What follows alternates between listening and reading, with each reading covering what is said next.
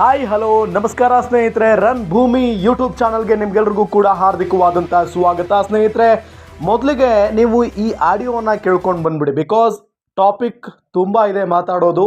ಇದು ಬಿಗ್ ಬಾಸ್ನಲ್ಲಿರುವಂಥ ರಕ್ಷಿತಾ ಅನ್ನೋ ಹುಡುಗಿ ಇದ್ದಾಳಲ್ಲ, ಆಕೆಯ ಧ್ವನಿ. ಆಕೆ ಒಬ್ಬ ಆಟೋ ಚಾಲಕರ ಜೊತೆಗೆ ಮಾತನಾಡಿರುವಂಥ ಧ್ವನಿ ಕೇಳಿಸ್ಕೊಳ್ಳಿ.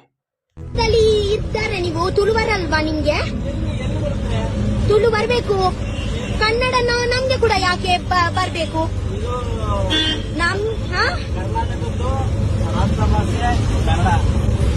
ನನ್ನ ಕರ್ನಾಟಕದಲ್ಲಿ, ನನ್ನ ಮ್ಯಾಂಗ್ಳೂರಲ್ಲಿ ನನ್ನ ರಾಷ್ಟ್ರ ಭಾಷೆ ತುಳುನಾಡು. ನೋಡಿದ್ರಲ್ಲ, ಕೇಳಿಸ್ಕೊಂಡ್ರಲ್ಲ. ಈಗ ಇದು ರಕ್ಷಿತಾ ಮತ್ತು ಒಬ್ಬ ಆಟೋ ಚಾಲಕನ ನಡುವೆ ನಡೆದಿರುವಂಥ ಸಂವಾದ. ಏನು ಹೇಳ್ತಾಳೆ ರಕ್ಷಿತಾ ಅಂದರೆ, ಆ ಆಟೋ ಚಾಲಕ ಹೇಳ್ತಾರೆ, ಕನ್ನಡ ಮಾತಾಡಿ, ನನಗೆ ನಿಮ್ಮ ಭಾಷೆ ಅರ್ಥ ಆಗ್ತಾ ಇಲ್ಲ ಅಂತ. ನಾನು ಯಾಕೆ ಕನ್ನಡ ಮಾತಾಡಬೇಕು? ನೀವೇ ತುಳು ಭಾಷೆಯನ್ನು ಮಾತಾಡಿ. ತುಳು ಭಾಷೆ ಇದೆಯಲ್ಲ, ಇದು ಮಂಗಳೂರಿನ ರಾಷ್ಟ್ರೀಯ ಭಾಷೆ ಅಂತ ಹೇಳಿ ಈಕೆ ವಾದ ಮಾಡ್ತಾಳೆ. ನನಗೆ ತುಳು ಬರಲ್ಲ, ಕನ್ನಡ ಮಾತಾಡಮ್ಮ ಅಂತ ಅಂದರೆ, ಇಲ್ಲ ನಾನು ಕನ್ನಡ ಮಾತಾಡಲ್ಲ, ನಾನು ಕನ್ನಡ ಕಲಿಯಲ್ಲ, ನಿಮ್ಗೆ ಯಾಕೆ ತುಳು ಬರಲ್ಲ, ಕರ್ನಾಟಕದಲ್ಲಿದ್ದೀರಿ, ತುಳು ಯಾಕೆ ಕಲ್ತಿಲ್ಲ ನೀವು ಅಂತ ಹೇಳಿ ಈ ರಕ್ಷಿತಾ ಅನ್ನೋ ಯುವತಿ ಕೇಳ್ತಾಳೆ ಆಟೋ ಚಾಲಕನಿಗೆ. ಆಗ ಆಟೋ ಚಾಲಕ ಹೇಳ್ತಾರೆ, ಇದು ಕರ್ನಾಟಕದ ರಾಜ್ಯ ಭಾಷೆ, ಕರ್ನಾಟಕದ ರಾಷ್ಟ್ರ ಭಾಷೆ ಓನ್ಲಿ ಕನ್ನಡ ಅಂತ ಹೇಳಿ ಆ ಆಟೋ ಚಾಲಕ ಹೇಳ್ತಾರೆ. ಬಟ್ ಈ ಯುವತಿ ರಕ್ಷಿತಾ ಅನ್ನೋ ಯುವತಿ ಹೇಳ್ತಾರೆ, ನಾನು ಯಾಕೆ ಕನ್ನಡ ಕಲಿಬೇಕು, ನೀವೇ ತುಳು ಕಲೀರಿ, ನೀವು ತುಳು ಕಲಿಯಲ್ಲ ಅಂತ ಅಂದರೆ ನಾನು ಯಾಕೆ ಕನ್ನಡ ಮಾತಾಡಬೇಕು, ನಾನು ಮಾತಾಡಲ್ಲ ಅಂತ ಹೇಳಿ. ಅಂದರೆ ಎಷ್ಟು ಕೊಬ್ಬು ನೋಡಿ ಈ ಹುಡುಗಿಗೆ, ಎಷ್ಟು ಕೊಬ್ಬು ನೋಡಿ. ಇವತ್ತು ಈಕೆ ಬಿಗ್ ಬಾಸ್ನಲ್ಲಿ ಇದ್ದಾಳೆ ಅಂತ ಅಂದರೆ ಅದಕ್ಕೆ ಕಾರಣ ಯಾರಪ್ಪ? ಯಾರು? ಕನ್ನಡಿಗರು ತಾನೆ. ಇವತ್ತು ಕನ್ನಡ ಭಾಷೆಯ ಬಗ್ಗೆನೇ ಈಕೆ ಈ ಹಿಂದೆ ಮಾತಾಡಿರುವಂಥ ಪೋಸ್ಟ್ ವೈರಲ್ ಆದಾಗ ನಿಜಕ್ಕೂ ಆಶ್ಚರ್ಯ ಆಗ್ತಾ ಇದೆ. ಬಿಕಾಸ್ ಈ ಹುಡುಗಿಯ ಮುಗ್ಧತೆ, ಈ ಹುಡುಗಿ ಪಾಪ ಫಸ್ಟ್ ಟೈಮ್ ಎಲಿಮಿನೇಟ್ ಆಗಿ ಹೊರಗಡೆ ಹೋದಂಥ ಸಂದರ್ಭದಲ್ಲಿ ನಾವೆಲ್ಲ ಒಂಥರ ಬೇಜಾರು ಮಾಡ್ಕೊಂಡಿದ್ವಿ, ಪಾಪ ಒಂದು ಮುಗ್ಧ ಹುಡುಗಿನ ಹೊರಗೆ ಹಾಕ್ಬಿಟ್ರಲ್ಲ ಕರೆಸ್ಕೊಂಡು ಅಂತ ಹೇಳಿ. ಅದಾದ ನಂತರ ಈಕೆ ಭಾಳ ಒಳ್ಳೆಯ ಹುಡುಗಿ, ಜೊತೆಗೆ ಈಕೆಗೆ ಸಪೋರ್ಟ್ ಮಾಡಬೇಕು ಅಂತ ಹೇಳಿ ಎಷ್ಟೋ ಜನ ಮಾತಾಡಿಕೊಂಡ್ರು, ವೋಟ್ ಕೂಡ ಮಾಡ್ತಾ ಇದ್ರು ನಮ್ಮ ಕನ್ನಡಿಗರೇ. ಆದರೆ ಈಕೆ ತುಳು ಬೇರೆ, ಕನ್ನಡ ಬೇರೆ, ತುಳು ಕನ್ನಡಕ್ಕಿಂತ ಜಾಸ್ತಿ ಇದೆಲ್ಲ ಮಾತಾಡೋಕೆ ಶುರು ಮಾಡಿದಾಳೆ ಅಂತ ಅಂದರೆ ಆಶ್ಚರ್ಯ ಆಗ್ತಾ ಇದೆ ನನಗೆ.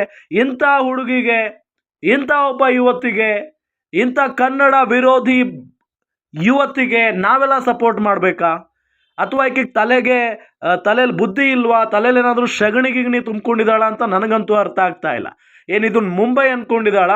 ಇದು ಕರ್ನಾಟಕ ಅಂತ ಅಂದರೆ ಕನ್ನಡಿಗನೇ ಸಾರ್ವಭೌಮ.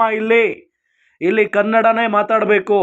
ಇಲ್ಲಿ ತುಳು ಭಾಷೆ ಇದೆ, ಅದನ್ನು ನಾವೆಲ್ಲರೂ ಕೂಡ ಗೌರವಿಸ್ತೀವಿ, ಅದು ಬೇರೆ ವಿಚಾರ. ಆದರೆ ಕರ್ನಾಟಕಕ್ಕೆ ಬಂದು ನಮ್ಮ ಮಂಗಳೂರಲ್ಲಿ ತುಳು ಭಾಷೆನೇ ರಾಷ್ಟ್ರ ಭಾಷೆ, ನಾವು ಕನ್ನಡ ಮಾತಾಡಲ್ಲ, ನೀವು ತುಳು ಭಾಷೆ ಮಾತಾಡಲ್ಲ ಅಂತಂದರೆ ನಾವ್ಯಾಕೆ ಕನ್ನಡ ಮಾತಾಡಬೇಕು?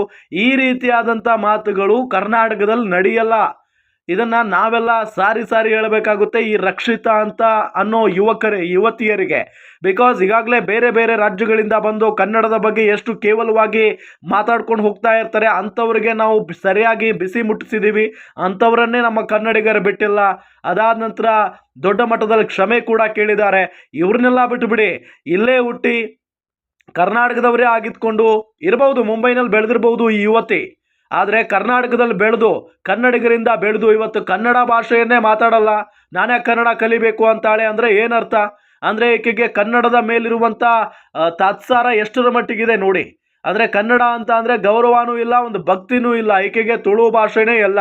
ತುಳು ಭಾಷೆಯನ್ನು ಗೌರವಿಸಮ್ಮ, ಅದು ನಿನ್ನ ಮಾತೃಭಾಷೆ ಆದರೆ ವಿ ರೆಸ್ಪೆಕ್ಟ್, ನಾವೆಲ್ಲ ಅದನ್ನು ಗೌರವಿಸ್ತೀವಿ, ನಮಗೇನು ಸಮಸ್ಯೆ ಇಲ್ಲ. ಯಾಕೆ ಅಂತ ಹೇಳಿದರೆ ನಮಗೂ ತುಳು ಸ್ನೇಹಿತರಿದ್ದಾರೆ, ಎಲ್ಲರೂ ಕೂಡ ಇದ್ದಾರೆ. ಆದರೆ ಕರ್ನಾಟಕದಲ್ಲಿ ನೀವೆಲ್ಲ ಇದ್ದೀವಿ ಅಂತ ಅಂದಾಗ ಕನ್ನಡನೇ ಮಾತನಾಡಬೇಕು, ಕನ್ನಡವೇ ಮಾತನಾಡಬೇಕು ಅಂತ ನಾವು ಹೇಳ್ತೀವಿ. ಜೊತೆಗೆ ನಿನಗೆ ಕನ್ನಡ ಬರಲಿಲ್ಲ ಅಂದರೂ ಕೂಡ ಪರವಾಗಿಲ್ಲ, ನೀನು ನಿನ್ನ ತುಳು ಭಾಷೆಯಲ್ಲೇ ಮಾತಾಡು, ಅಥವಾ ನಿನಗೆ ಬರುವಂಥ ಅರ್ಧಂಬರ್ಧ ಹಿಂದಿಲೇ ಮಾತಾಡು, ಉರ್ದು ಭಾಷೆಯಲ್ಲೇ ಮಾತಾಡು. ಆದರೆ ಕನ್ನಡಕ್ಕೆ ಅವಮಾನ ಮಾಡುವ ರೀತಿಯಲ್ಲಿ ಏನಾದರೂ ಮಾತನಾಡಿದರೆ ನಾವು ಕನ್ನಡಿಗರು ಸರಿ ಇರಲ್ಲ. ನಿನಗಿರುವಂಥ ಗೌರವವನ್ನು ನೀನೇ ಕಳ್ಕೊಳ್ತೀಯ ರಕ್ಷಿತಾ. ಜೊತೆಗೆ ಈಗಾಗಲೇ ಒಂದು ಪೋಸ್ಟ್ ನೋಡಿದೆ ನಾನು, ಇನ್ಸ್ಟಾಗ್ರಾಮ್ನಲ್ಲಿ ಸಿಕ್ಕಾಪಟ್ಟೆ ವೈರಲ್ ಆಗ್ತಾ ಇದೆ ಈಕೆ ಆಡಿದಂಥ ಮಾತುಗಳು. ಹಾಗಾಗಿ ಹೇಳ್ತಾ ಇದ್ದಾರೆ ನಮ್ಮ ಟ್ರೋಲರ್ಸ್, ನಮ್ಮ ಎಲ್ಲ ಟ್ರೋಲ್ ಅಡ್ಮಿನ್ಗಳು ಹೇಳ್ತಾ ಇದ್ದಾರೆ, ಈಕೆಗೆ ನಾವೆಲ್ಲ ಮನಸ್ಪೂರ್ವಕವಾಗಿ ಸಪೋರ್ಟ್ ಮಾಡಿಬಿಟ್ವಾ, ಇಂಥ ಒಂದು ಹುಳಕ್ಕೆ ನಾವು ಸಪೋರ್ಟ್ ಮಾಡಿಬಿಟ್ವಾ, ಇಂಥ ಕನ್ನಡ ವಿರೋಧಿ ಹುಡುಗಿಗೆ ನಾವು ಸಪೋರ್ಟ್ ಮಾಡಿಬಿಟ್ವಾ ಅಂತ ಹೇಳಿ ಎಲ್ಲರೂ ಕೂಡ ಪಶ್ಚಾತ್ತಾಪ ಪಡುವಂಥ ಪರಿಸ್ಥಿತಿ ಆಗಿಬಿಟ್ಟಿದೆ ಈ ಸಂದರ್ಭದಲ್ಲಿ. ಬಿಕಾಸ್ ಇಷ್ಟು ದಿನಗಳ ಕಾಲ ರಕ್ಷಿತಾ ಆಟ ಅಥವಾ ರಕ್ಷಿತಾ ಏನೇ ತಪ್ಪು ಮಾಡಿದ್ರು ಕೂಡ ಆಕೆ ಮುಗ್ದೆ ಈ ರೀತಿಯಾಗೆಲ್ಲ ನಾವು ಮಾತಾಡ್ಕೊಳ್ತಾ ಇದ್ವಿ.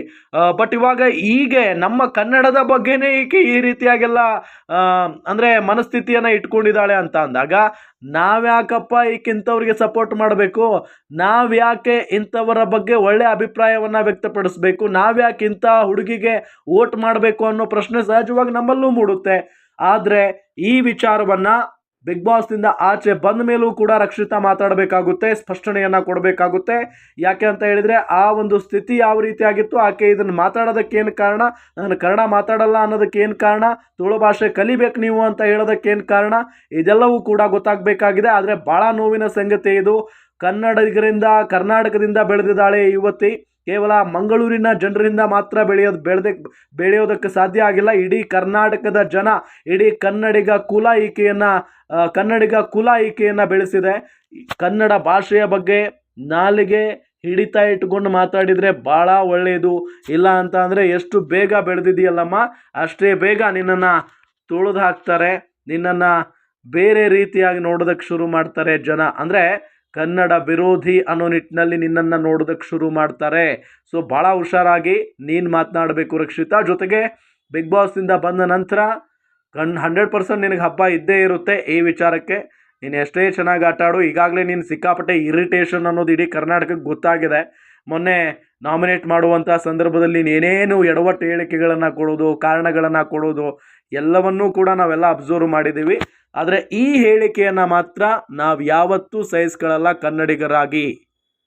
ಸ್ನೇಹಿತರೆ, ನೀವೇನು ಹೇಳ್ತೀರಿ ಈ ರಕ್ಷಿತಾ ಅನ್ನೋ ಹುಡುಗಿ ಬಗ್ಗೆ ನೀವು ಕೂಡ ಕಮೆಂಟ್ ಮಾಡಿ ತಿಳಿಸಿ. ಇದ್ದಾರೆ ನೀವು ತುಳುವರಲ್ವಾ? ನಿಮ್ಗೆ ತುಳು ಬರ್ಬೇಕು, ಕನ್ನಡ ನಮ್ಗೆ ಕೂಡ ಯಾಕೆ ಬರ್ಬೇಕು?